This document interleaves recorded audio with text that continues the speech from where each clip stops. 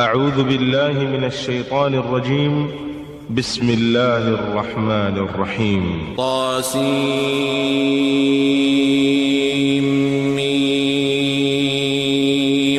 تلك آيات الكتاب المبين نتلو عليك من نبأ موسى وفرعون بالحق لقوم يؤمنون. إن فرعون علا في الأرض وجعل أهلها شيعا يستضعف طائفة منهم يذبح أبناءهم ويستحيي نساءهم إنه كان من المفسدين. ونريد أن نمن على الذين استضعفوا في الأرض ونجعلهم أئمة ونجعلهم الوارثين ونمكن لهم في الأرض ونري فرعون وهامان وجنودهما منهم ما كانوا يحذرون. وأوحينا إلى أم موسى أن أرضعيه فإذا خفت عليه فألقيه في اليم ولا تخافي ولا تحزني إنا رادوه إليك وجاعلوه من المرسلين. فالتقطه آل فرعون ليكون لهم عدوا وحزنا إن فرعون وهامان وجنودهما كانوا خاطئين. وقالت امرأة فرعون قرة عين لي ولك لا تقتلوه عسى أن ينفعنا أو نتخذه ولدا وهم لا يشعرون. وأصبح فؤاد أم موسى فارغا إن كادت لتبدي به لولا أن ربطنا على قلبها لتكون من المؤمنين. وقالت لأخته قصيه فبصرت به عن جنب وهم لا يشعرون. وحرمنا عليه المراضع من قبل فقالت هل أدلكم على أهل بيت يكفلونه لكم وهم له ناصحون. فرددناه إلى أمه كي تقر عينها ولا تحزن ولتعلم أن وعد الله حق ولكن أكثرهم لا يعلمون. ولما بلغ أشده واستوى آتيناه حكما وعلما وكذلك نجزي المحسنين. ودخل المدينة على حين غفلة من أهلها فوجد فيها رجلين يقتتلان هذا من شيعته وهذا من عدوه فاستغاثه الذي من شيعته على الذي من عدوه فوكزه موسى فقضى عليه. قال هذا من عمل الشيطان إنه عدو مضل مبين. قال رب إني ظلمت نفسي فاغفر لي فغفر له إنه هو الغفور الرحيم. قال رب بما أنعمت علي فلن أكون ظهيرا للمجرمين.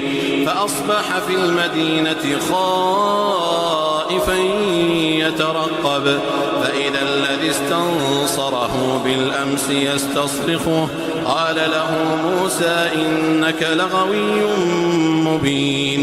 فلما أن أراد أن يبطش بالذي هو عدو لهما قال يا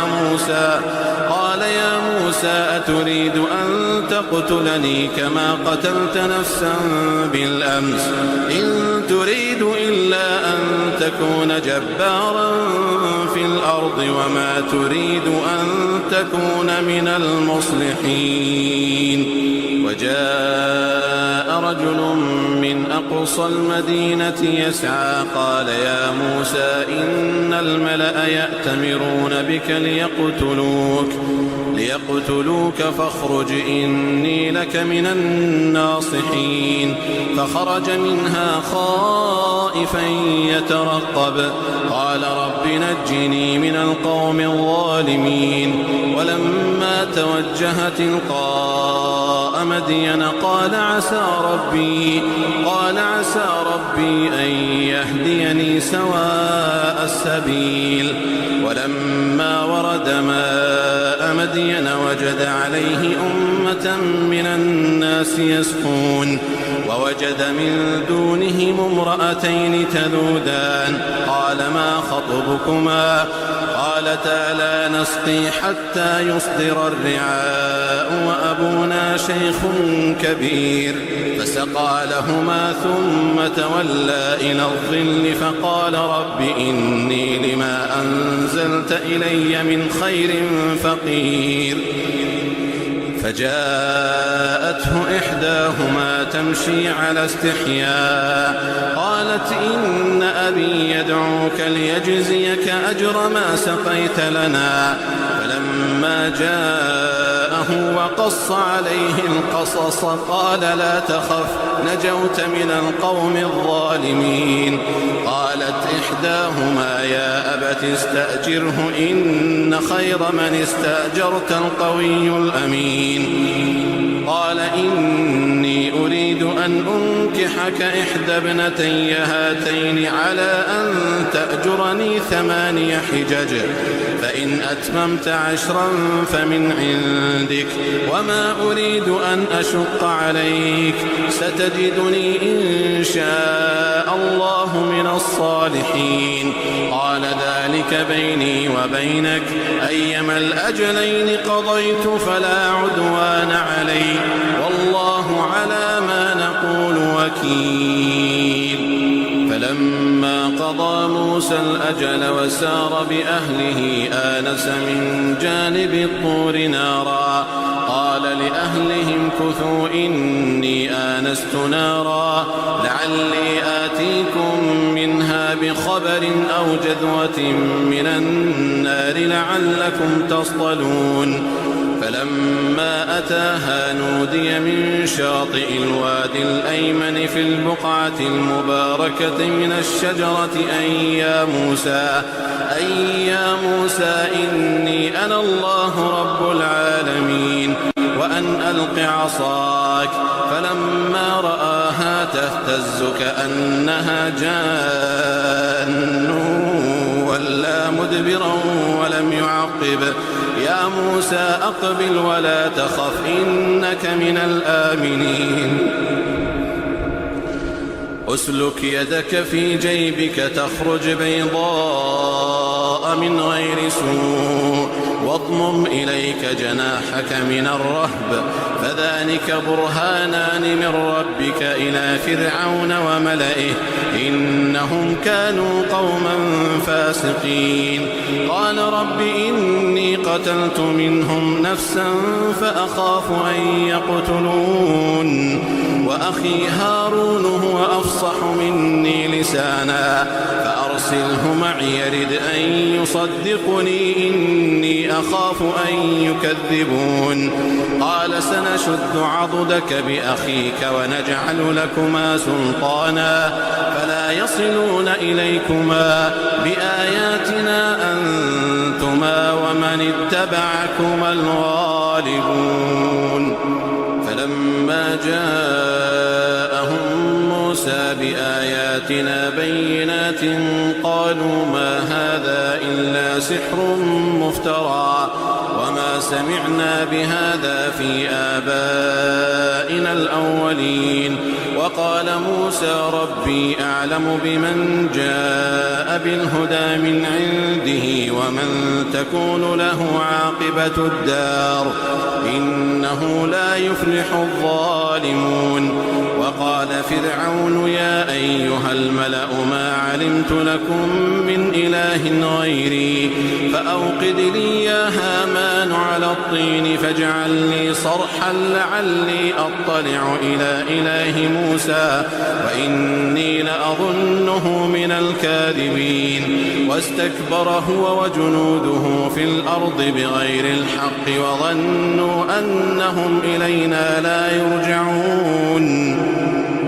فأخذناه وجنوده فنبذناهم في اليم فانظر كيف كان عاقبة الظالمين وجعلناهم أئمة يدعون إلى النار ويوم القيامة لا ينصرون وأتبعناهم في هذه الدنيا لعنة ويوم القيامة هم من المقبوحين ولقد آتينا موسى الكتاب من بعد ما أهلكنا القرون الأولى بصائر للناس وهدى ورحمة لعلهم يتذكرون وما كنت بجانب الغربي إذ قضينا إلى موسى الأمر وما كنت من الشاهدين ولكننا أنشأنا قرونا فتطاول عليهم العمر وما كنت ثاويا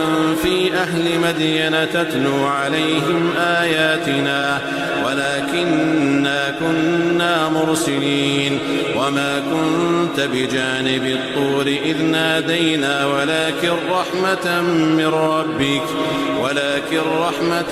من ربك لتنذر قوما ما أتاهم من نذير من قبلك لعلهم يتذكرون ولولا أن تصيبهم مصيبة بما قدمت أيديهم فيقولوا ربنا لولا أرسلت إلينا رسولا فنتبع آياتك ونكون من المؤمنين فلما جاءهم الحق من عندنا قالوا لولا أوتي مثل ما أوتي موسى أولم يكفروا بما أوتي موسى من قبل قالوا سحران تظاهرا وقالوا إنا بكل كافرون قل فأتوا بكتاب من عند الله هو أهدى منهما أتبعه إن كنتم صادقين فإن لم يستجيبوا لك فاعلم أنما يتبعون أهواءهم ومن أضل ممن اتبع هواه بغير هدى من الله إن الله لا يهدي القوم الظالمين ولقد وصلنا لهم القول لعلهم يتذكرون الذين آتيناهم الكتاب من قبله هم به يؤمنون وإذا يتلى عليهم قالوا آمنا به إنه الحق من ربنا إنا كنا من قبله مسلمين أولئك يؤتون أجرهم مرتين بما صبروا ويدرؤون بالحسنة السيئة ومما رزقناهم ينفقون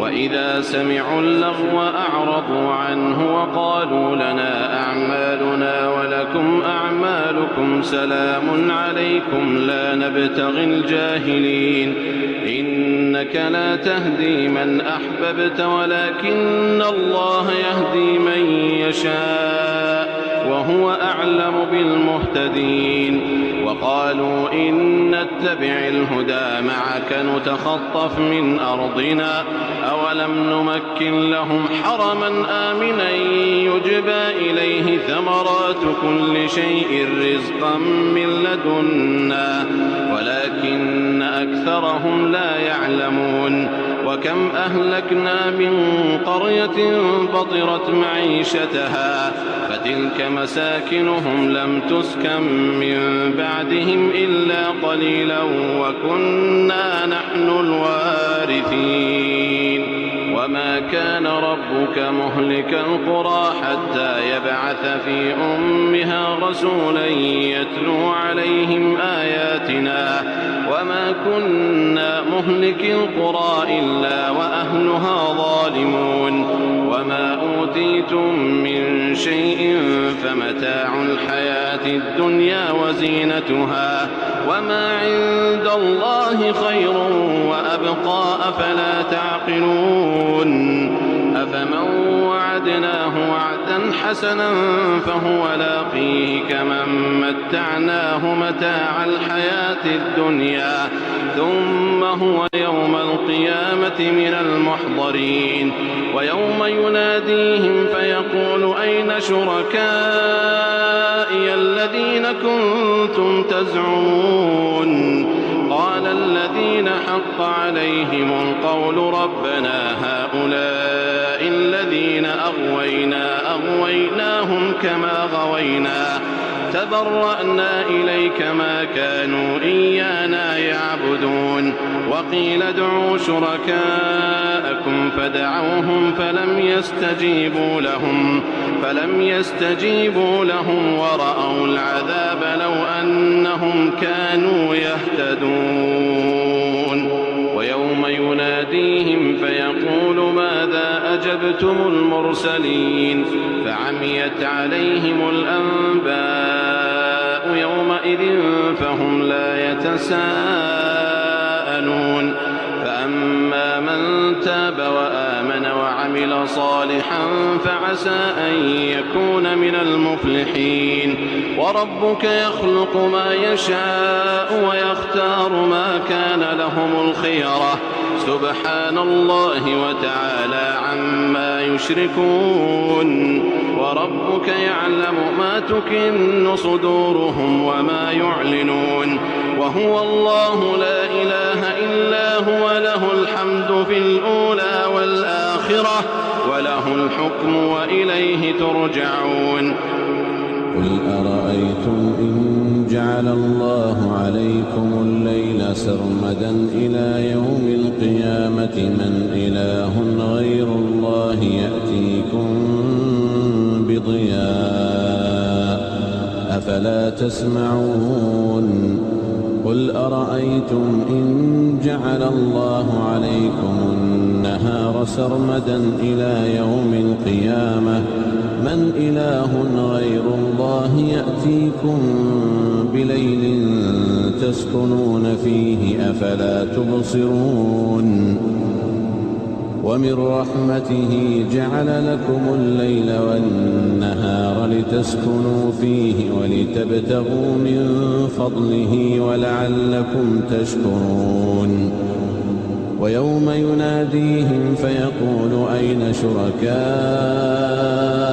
الذين كنتم تزعمون ونزعنا من كل أمة شهيدا فقلنا هاتوا برهانكم فعلموا أن الحق لله وضل عنهم ما كانوا يفترون.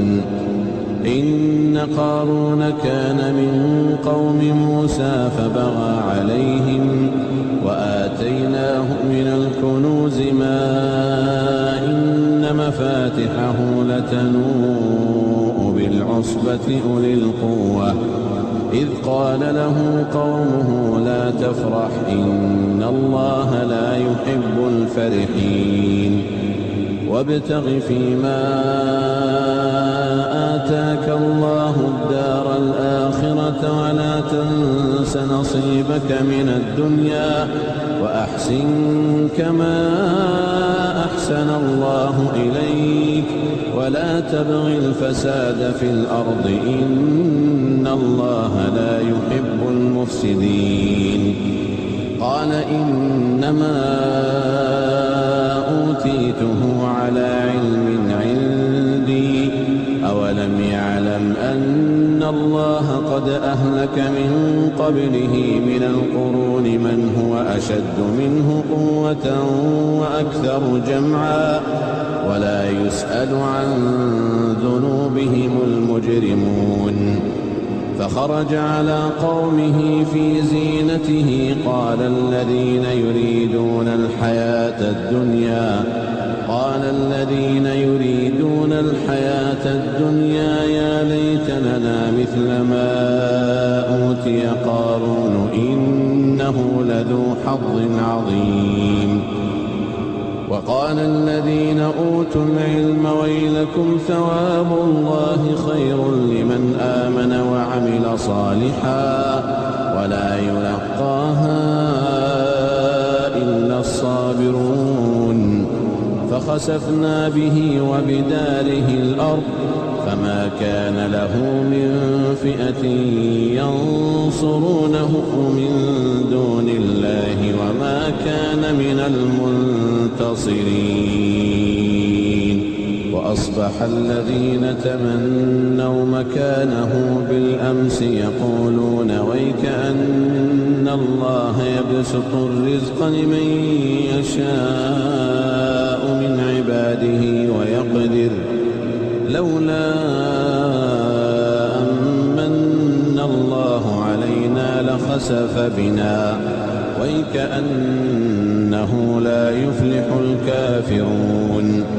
تلك الدار الآخرة نجعلها للذين لا يريدون علوا في الأرض ولا فسادا والعاقبة للمتقين. من جاء بالحسنة فله خير منها ومن جاء بالسيئة فلا يجزى الذين عملوا السيئات إلا ما كانوا يعملون. إن الذي فرض عليك القرآن لرادك إلى معاد قل ربي أعلم من جاء بالهدى ومن هو في ضلال مبين. وما كنت ترجو أن يلقى إليك الكتاب إلا رحمة من ربك فلا تكونن ظهيرا للكافرين. ولا يصدنك عن آيات الله بعد إذ أنزلت إليك وادع إلى ربك ولا تكونن من المشركين. ولا تدع مع الله إلها آخر لا إله إلا هو كل شيء هالك إلا وجهه له الحكم وإليه ترجعون.